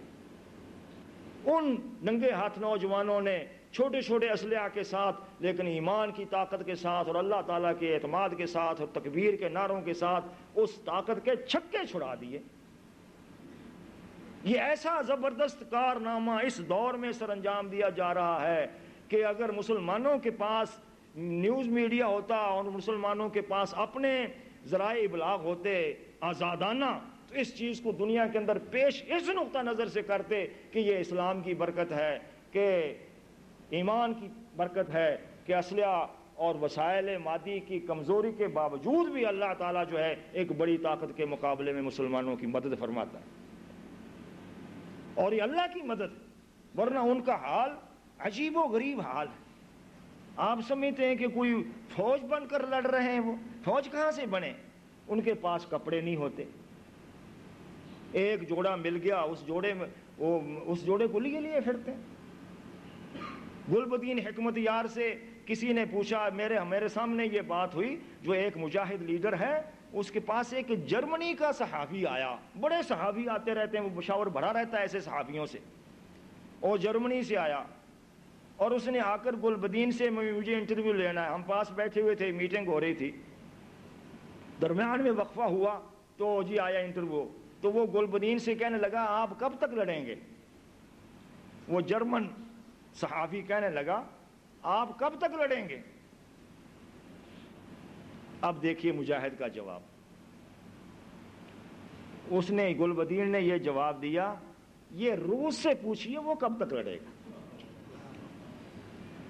اس نے کہا کیوں؟ اس نے کہا بات واضح ہے، روس کو لڑنے کے لیے ایک سپاہی پر روزانہ $100 کم از کم خرچ کرنا پڑتا ہے، کم از کم $100، بلکہ اس سے زیادہ. اس کو اچھے سے اچھا اسلحہ دینا پڑتا ہے، اس کو بہترین سے بہترین لباس جو سردیوں کے اندر گرمی پہنچائے اور گرمیوں کے اندر ایئر کنڈیشن ہو، اور بڑے اس کو ہتھیار اور ٹینک اور توپیں اور آرمر کاریں اور گن شپ اور کلاشن کوف اور فلاں فلاں اس نے جو بنائے ہوئے ہیں، اس نے میگ اور دوسرے سخوئی وغیرہ بنائے، بڑا کچھ دینا پڑتا ہے اسے. اس کو شراب دینی پڑتی ہے، اس کو اچھی خوراک دینی پڑتی ہے، خوش کرنا پڑتا ہے اسے، اور اس کے بعد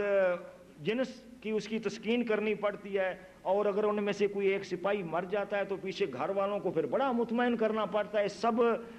تشدد اور آمرانہ نظام کے باوجود تو بڑا خرچ کرنا پڑتا ہے اسے ایک سپاہی پر. میں نے تو کہتے ہیں میں نے حساب لگایا کہ $100 میں نے کہہ دیا، ہو سکتا ہے اس سے بھی زیادہ ہو، اس سے پوچھو. اور ہمیں وہ کہتا ہے میں اپنے ایک مجاہد کو 1 کلو روٹی دیا کرتا ہوں اور اسے کہا کرتا ہوں ہفتے 2 ہفتے نکال لینا. اس سے سوکھی ہوئی روٹی وہ اپنے بیگ میں ڈال لیتے. 1 کلو روٹی ہفتے 2 ہفتے کے لیے چند لقمے توڑے گا، پانی کے اندر بھگوئے گا، اس کو کھا. کہتے ہیں ہم تو لڑتے رہیں گے، ہم تو لڑتے رہیں گے جب تک اللہ چاہے گا،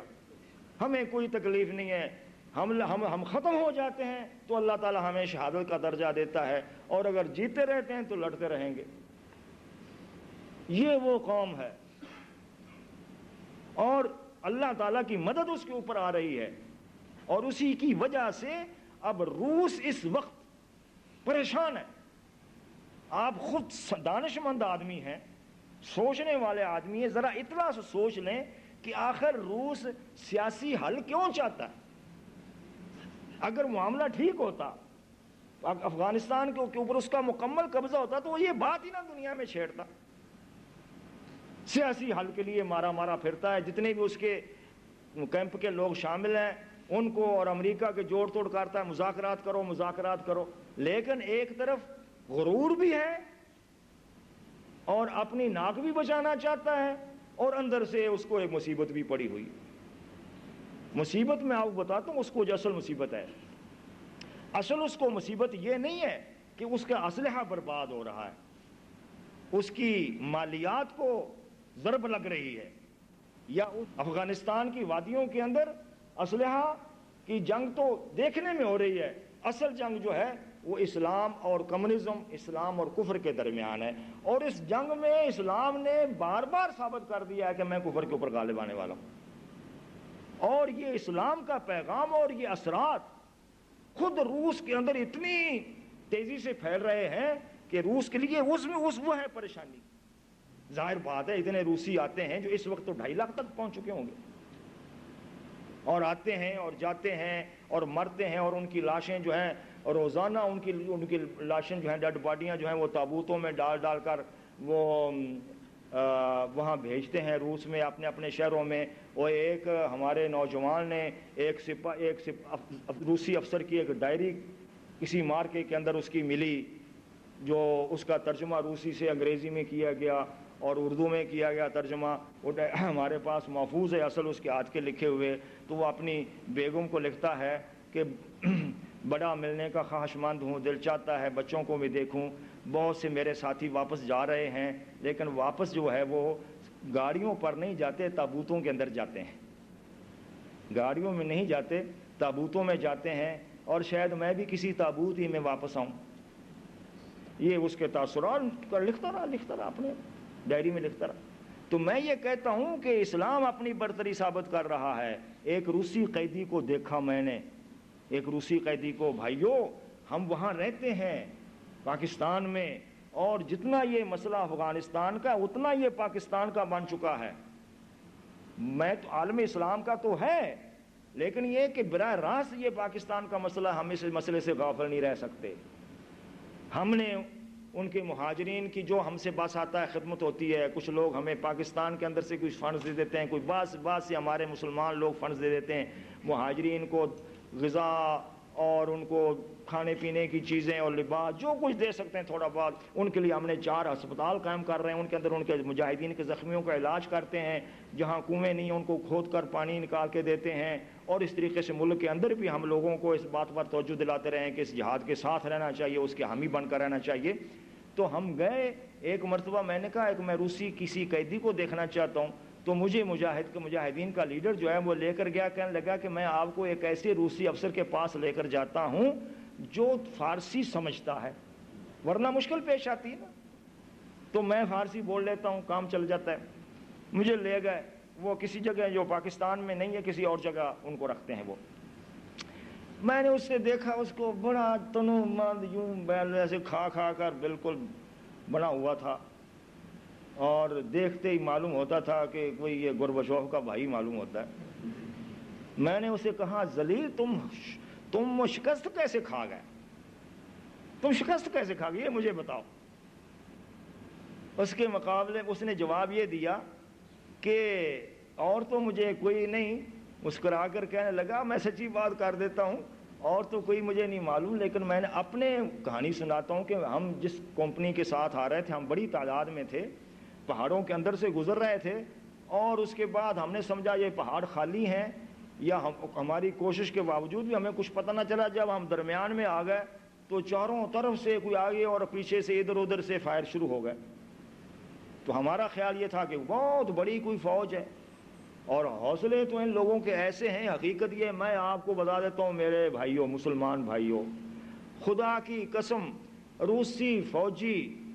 یہ ایک مجاہد، افغانی مجاہد کے لفظ ہیں کہ روسی فوجی کا اتنا مورال اور اتنے حوصلے ٹوٹے ہوئے، وہ کہتے ہیں اس سے تو لکڑی بھی بہتر ہوتی ہے، کوئی کم از کم کھڑی تو رہتی۔ اتنی یہ کھائی ہوئی قوم، اتنی بزدل قوم ہے، صرف اسلحہ لیے پھرتے ہیں، اوپر سے آ کر بمباری کر کے گئے۔ وہ ان کے پاس اگر کوئی ایسے میزائل ہوتے تعداد کے اندر تو ان کے جہازوں کا بھی ایسا اب کر رہے ہیں ستیاناش، ایسا ستیاناش کر کے اس میں ان کو پتہ چل جائے۔ کہتے ہیں ایسا بزدل سپاہی دنیا میں ہمیں نہیں ملا۔ لوگ کہتے ہیں جس وہ سنتے ہیں ہم بڑی آ رہی ہے جی 30,000 کی بٹالین آ رہی ہے، ہم کہتے ہیں 30,000 گاجریں جمع ہو جائیں گی تو کیا ہو جائے گا، کاٹ دیں گے ہم انہیں۔ یہ تو وہ کہنے لگا کہ جی میں نے جو دیکھا تو اس کے بعد کچھ لوگ گرے بھاگے، کرو یہ پوزیشن لو وہ لو پوزیشن، وہاں سے فائر شروع ہو گئے، ادھر سے ادھر سے ہو رہے ہیں، 50 60 100 500 سے زیادہ نہیں تھے وہ لوگ، اور یہ بڑی تعداد میں تھے۔ کہتا میں نے چاروں طرف جو ادھر ادھر دیکھا تو مجھے معلوم ہوا کہ پہاڑ تو بھرے ہوئے ہیں فوج سے، بڑی فوج کھڑی ادھر بھی اور بڑا اسلحہ ان کے ساتھ، اور ایسے ہی ہمارے ہوش اڑے کہ ہمیں پھر پتہ چلا کہ کوئی گرفتار ہو گیا، کوئی مارا گیا، کوئی بھاگ گیا، مجھے نہیں پتا باقی کدھر گئے۔ میں نے کہا تو مادہ پرست لوگ ہو اور تمہیں خدا کو نہیں مانا، تم نے، تمہارے لیے بس وہی ایک شخص اور ایک بت اور ایک پارٹی تھی جس کی تم پوجا کرتے رہے۔ اس کے مقابلے میں ہمارا خدا وہ ہے جس کائنات کا مالک ہے اور جس کے ہاتھ میں زمین و آسمان ہے اور جو اہل ایمان کی مدد کرتا ہے۔ اس نے یہ فرمایا ہے ثم انزل اللہ سکینتہ علی رسولہ وعلی المؤمنین وانزل جنودا لم تروها وعذب الذین کفروا وذلک جزاء الکافرین۔ اللہ تعالیٰ نے سکون اتار دیا اپنے نبی پر اور اہل ایمان کے اوپر، اور ایسی فوجیں اتار دیں جو تمہیں نظر نہیں آتی تھیں، اور کافروں کو اللہ تعالیٰ نے یوں عذاب دیا اور ہمیشہ اللہ کافروں کو عذاب دے گا۔ ایک دوسری جگہ فرمایا فلم تقتلوہم ولکن اللہ قتلہم وما رمیت اذ رمیت ولکن اللہ رمی ولیبلی المؤمنین منہ بلاء حسنا۔ اللہ تعالیٰ فرماتا ہے تم نے کفار کو قتل نہیں کیا، ہم نے قتل کیا، اللہ نے ان کو قتل کیا۔ تم نے نشانے نہیں لگائے، اللہ نے نشانے لگائے تھے۔ اللہ اہل ایمان کی آزمائش کرتا رہا۔ تو میں نے کہا یہ اللہ کے فرشتے تھے، جنود الرحمان تھے، اور یہ جنود الرحمان افغانستان تک ہی نہیں رہیں گے، یہ افغانیوں کے ساتھ روس کے اندر بھی پہنچیں گے۔ یہ بات چھڑ گئی ہے، یہ خود اس نے اپنے ہاتھ میں اور اپنی مصیبت خود اس نے سر پر لے لیا ہے۔ الجھا ہے پاؤں یار کا زلف دراز میں، دیکھی کیسے نکلتا ہے روس۔ اور ذرا بھی جب ہم حل کی بات کرتے ہیں سیاسی حل، وہ کہتے ہیں سیاسی حل کیا کرتے ہو، ہم تمہارا مسئلہ حل کر لیں گے، چھوڑ دیں آپ ہمیں کرنے دیں۔ یہ ان کا مورال۔ اتنا عظیم قوم دنیا میں بہت مسلمان قومیں ہیں، لیکن کسی نہ کسی قوم کو اللہ تعالیٰ کسی دور میں خصوصی جو عزت اور خصوصی جو اس کو صفت بخشتا ہے، وہ حقیقت یہ ہے کہ اس قوم کو مل چکی ہے۔ ایک عورت کا قصہ آج بھی میں نے سنایا، آپ بھی سن لیں۔ ہم لوگ ان کے ساتھ رات دن رہتے ہیں، افغانی عورت، مرد تو سن لیے آپ نے۔ کیمپوں کے اندر عورتیں رہتی ہیں، بوڑھے رہتے ہیں، چھوٹے بال بچے رہتے ہیں، ان میں سے بہت سارے یتیم ہیں، لڑکیاں لڑکے بڑے یتیم ہیں، نوجوان مجاہدین کے ساتھ ہوتے ہیں، وہاں جنگ کرتے رہتے ہیں۔ ہم نے ایک وفد بھیجا عورتوں کا، ذرا عورتوں سے تو ملو جلو۔ کوئی پشاور کی عورتیں تھیں، کوئی لاہور کراچی سے آئی ہوئی تھیں، ایک ڈیلیگیشن بنا کر گئیں۔ ہم بھیجتے رہتے ہیں کہ ذرا اندر عورتوں سے ملو، ان کو کہو کہ بھائی تم ہماری بہن ہو، بیٹیاں ہو، ہم تمہارے خادم ہیں۔ تو ہماری عورتوں کا وفد جو گیا ایک کیمپ میں، جو بہت بڑی دور جگہ پر کیمپ تھا، وہاں گیا تو کیمپ تو بڑی خیمہ بستی بنی ہوتی ہے پوری، اس کے اندر یوں چاروں طرف خیمے، اس کے اندر ایک خیمے میں افغانی عورتیں 50-60 جمع تھیں، اور کوئی خوشی کا مقام تھا، دعوت ہو رہی تھی، گوشت بکرا کوئی کاٹا، اور اس جس خیمے والی تھی اس نے بکرا ذبح کیا اور کھانا پکا کر رکھا ان کے سامنے۔ یہی جو ان کے پاس ہوتا ہے، بیچاری کے پاس کوئی بکرا تھا یا کوئی جو بھی تھا بلا لیا، معمولی چیزیں ہوتی ہیں، آپس میں بیچارے مل جل کر کھاتے ہیں۔ تو ہماری عورتیں گئیں، ان سے ملیں، بتایا کیا چیز ہے، شاید شادی ہے کسی کی، ہوتی رہتی شادی بیٹے بیٹیوں کی، اگرچہ بہت ہی کم ایسے موقع پیش آتے ہیں، نوجوان تو بیچارے جہاد میں ہوتے ہیں۔ معلوم ہوا کہ ہے تو شادی خوشی، خوشی کا مقام، لیکن یہ ایک ایسی قسم کی خوشی ہے جو اس دنیا کے اندر تو نرالی ہے، اور اس تاریخ میں ایسی خوشی کی تقریب آپ نے پہلے نہیں کہیں دیکھی نہ سنی ہوگی۔ کیا وہ تقریب؟ نہ شادی ہے، نہ کوئی اور بات ہے، نہ کسی قسم کی اور اس طرح کی جو دنیا کے لوگ خوشی کرتے ہیں اس رنگ میں کوئی خوشی ہے۔ یہ خوشی اس خیمے والی عورت نے جس نے دعوت کی ہے اسے اس بات کی خوشی ہے آج کہ اس کے کل 4 بیٹے تھے، خامد پہلے مر چکا تھا، 4 بیٹے تھے، صرف 3 بیٹے 2-3 سال پہلے مختلف وقفوں سے شہید ہو گئے تھے۔ 3-4 روز ہوئے ہیں اس کو یہ اطلاع آئی ہے کہ اس کا آخری اور 4تھا بیٹا بھی شہید ہو گیا۔ اس شکر میں وہ کہتی ہے کہ مجھ سے بڑھ کر کوئی عورت ہو سکتی جس کو اللہ تعالیٰ 4 شہیدوں کی ماں کہے گا؟ اس کے پاس بیٹھی عورتیں، ہماری عورتیں تو پانی ہو گئی، وہ تو بیچاری قابو ہی نہ رہا، جذبات کا ایسا جذبات کا منظر پیدا ہوا۔ لیکن رپورٹ میں انہوں نے لکھا کہ وہ خاتون کہنے لگی، پشتوں میں بات ہوتی تھی، وہ خاتون کہنے لگی کہ میں تو اپنے سے بڑھ کر آج زمین کے تختے کے اوپر اپنے سے بڑھ کر کسی عورت کو زیادہ آج میں خوش قسمت نہیں دیکھ رہی، لیکن قیامت کے روز میں اللہ تعالیٰ کے سامنے حاضر ہوں گی اور میں یہ کہوں گی کہ اے میرے خدا، میرے پاس 4 تھے اور کوئی نہیں تھا، یہ 4 ہی تھے، 5واں نہیں تھا، یہی ٹوٹل تھے، میں نے تیرے دربار میں پیش کر دیے تھے، تو یہ قبول فرما لے۔ اس طرح سے یہ ہو رہا ہے، لیکن تاہم ہمیں اس بات کی ضرورت ہے کہ ان لوگوں کے اوپر مسلسل توجہ دیں اور ان لوگوں کے ساتھ رکھیں، اور ہم خود ایک اپنا جہاد کی نیت بھی کریں، حصہ بھی ڈالیں۔ اور بعض لوگ آپ میں سے خوب ڈالتے ہیں، کچھ نہ کچھ کرتے رہتے ہیں، مالی طور پر مدد کرتے رہتے ہیں، اللہ ان لوگوں کو جزائے خیر عطا فرمائے، اسی وجہ سے تو جو چل رہا ہے۔ باقی ساری جھوٹی خبریں ہمارے علم میں ہیں کہ فلاں طاقت نے اتنے دیے، فلاں طاقت نے اتنے دیے، ان بیچاروں کو کس طرح کون اس طرح سے دے رہا ہے؟ یہی بیچارے مسلمان تھوڑا بہت جو فنڈ کرتے ہیں پہنچ رہا ہے ان کو، ان کے مہاجرین بھی چل رہے ہیں اور ان کے مجاہدین بھی اپنا کام چلا رہے ہیں، اسلحہ زیادہ وہ چھین لیتے ہیں روسیوں سے اور ان کو اب وہ چلانا بھی آ گیا، انہیں روسی قیدیوں سے انہوں نے چلانا بھی اس کو سیکھ رکھا ہے۔ ایک بیچارے نے بتایا کہ ہم ان سے بڑا معلومات لیتے رہتے ہیں، قابو رہتے ہیں ہمارے یہ لوگ، اور کچھ خریدتے ہیں، بہرحال جو بھی ان کے پاس ادھر سے فنڈز اہل ایمان بھیجتے ہیں۔ اس طریقے سے میں نے بتایا کہ یہ مجاہد قومی اسلامی تحریک ہے، اسلامی تحریکیں پاکستان میں بھی ہے، بنگلہ دیش میں بھی ہے، بڑی قربانیاں دی ہیں بنگلہ دیش کے مسلمانوں نے، بہرحال بنگلہ دیش بن گیا، اسلامی تحریک نے روکتی رہی کہ مشرقی پاکستان رہے، 8-10 ہزار نوجوانوں نے قربانیاں دی ہیں، اپنا فرض انہوں نے ادا کر دیا، لیکن قوم پرست غالب تھے، انہوں نے بنگلہ دیش بنا لیا۔ ان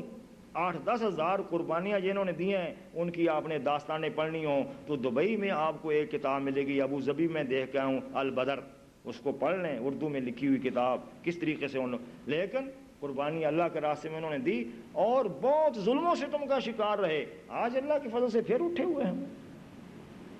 دنیا میں اہل ایمان صورت خورشید جیتے ہیں، ادھر ڈوبے ادھر نکلے، ادھر ڈوبے ادھر نکلے،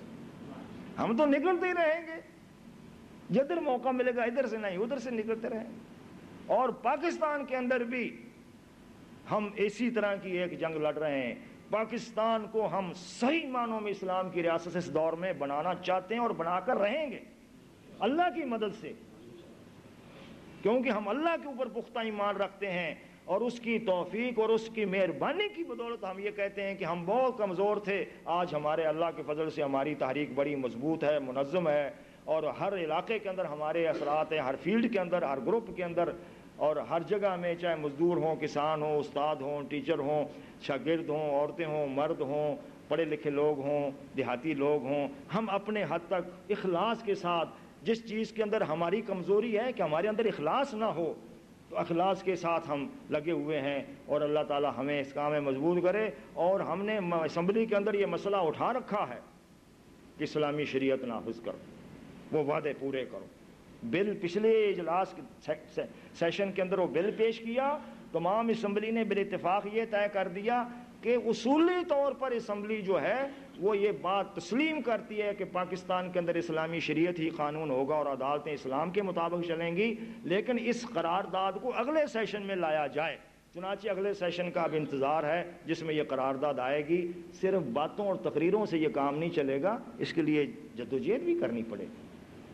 آپ کو بھی ہم توجہ دلاتے ہیں جو پاکستان سے تعلق رکھتے ہیں، آپ حضرات بھی اپنا اس میں وزن اختیار کریں، آپ حضرات بھی اپنے بھائیوں اور رشتہ داروں اور دوستوں کو لکھیں کہ یہ ایک ایسا مسئلہ ہے کہ خدا نہ خواستہ اگر ہماری اسمبلی نے اصولی طور پر اس بات کا انکار کر دیا کہ وہ اسلام کی شریعت نافذ نہیں کرتی ہے، تو اس دور میں اس سے بڑی خدا کے لیے بغاوت کوئی نہیں ہوگی، اور اس کی سزا دے گا پھر اللہ تعالیٰ ہمیں، کہ بلا وجہ سزا نہیں۔ افغانی کہا کرتے ہیں کتنی بڑی ہمارے اوپر آفت ٹوٹی ہے، یہ ٹھیک ہے کہ اس کے ذریعے سے ہم بیدار ہو گئے ہیں اور ہمارے اندر اخلاقیات بڑھے اور جذبہ جہاد بڑھا ہے، لیکن وہ یہ کہا کرتے ہیں کہ ہمارے اندر یہ آفت اس لیے ٹوٹی ہے کہ ہمارے بزرگوں نے کوئی غلطی کی ہے، جس دور میں یہ کسی ظالم طاقت کا جواب دے سکتے تھے نہیں دیا اسے، تو ایک دور کے لوگ جب غلطی کرتے ہیں دوسرے دور کی نسل اس کو بھگتتی ہے پھر۔ تو اس بنا پر ہم یہ عزم رکھتے ہیں، یہ جذبہ رکھتے ہیں کہ ہم اپنے مسلمان بھائیوں کی مدد سے اور اللہ تعالیٰ کی سب سے پہلے توفیق سے ہم پاکستان کو اسلام کا مرکز بنائیں گے، اور اس کے لیے کوششیں ہو رہی ہیں۔ اور بس اس بات کے اوپر کبھی کبھی دل پریشان ہوتا ہے، اسلام ایک، قرآن ایک، کتاب ایک، رسول ایک، لیکن مسلمانوں کے جو لیڈر ہیں اور اہل علم ہیں جن میں علماء بھی شامل ہیں، وہ ان کا کام پھوٹ ڈالنا۔ دین جمع کرنے کے لیے اب دین کو استعمال کیا گیا تفریق برپا کرنے کے لیے، مسجدیں سب کو متحد کرنے کے لیے، لیکن مسجدیں بن گئی ہیں تفریق کے اکھاڑے۔ یہ کچھ کمزوریاں ہیں، لیکن ان کو بہرحال عام لوگ جو سنجیدہ اور سمجھدار لوگ ہیں ان کا یہ کام ہے، اہل علماء ہوں یا غیر علماء ہوں، پڑھے لکھے ہوں، ان کا یہ کام ہے وہ خود اپنی ملت کا مسئلہ سمجھ کر کہیں کہ یہ بات نہیں ٹھیک۔ اصولی طور پر ایک بات ہم سمجھتے ہیں کہ اللہ اور اس کے رسول کا یہ حکم ہے اتحاد، وَاعْتَصِمُوا بِحَبْلِ اللَّهِ جَمِيعًا۔ اگر اتحاد سے ہٹ کر کوئی جاتا ہے، آج خود ہمیں سمجھ لینا چاہیے کہ یہ انحراف ہو رہا ہے کہیں سے، اس کے لیے تو کوئی بڑے فلسفے پڑھنے کی ضرورت نہیں۔ تو بہرحال اس سب کے باوجود ہماری تو جدوجہد اور کوشش ہے۔ اسی طریقے سے مصر کے اندر بھی وہ لوگ اتنے پرامن تھے، اتنے تکالیف کے باوجود، جیلوں اور مارے کھا کے باوجود اپنا بڑھ رہے تھے۔ سوڈان میں بھی اسی طریقے سے ایک قافلہ بڑھ رہا ہے، اور اس کے اندر تو ماشاءاللہ تحریک اسلامی سوڈان نے بڑی سیٹیں بھی حاصل کر لی ہیں، جو پہلے 55 تھی اب 57 ہو گئی ہیں۔ اور دوسری جگہوں کے اوپر بھی میں آپ کا وقت زیادہ نہیں لینا چاہتا، لیکن ہر جگہ یہ کام ہو رہا ہے۔ اس کے باوجود بھی بڑی کمزوری ہے، بڑی کوتاہیاں ہیں، بڑی کمیاں ہیں۔ اللہ تعالیٰ ان کمیوں کو دور عطا کرنے کی توفیق عطا فرمائے۔ وآخر دعوانا الحمدللہ رب العالمین، سبحان ربک رب العزت عما یصفون وسلام علی المرسلین والحمدللہ رب العالمین۔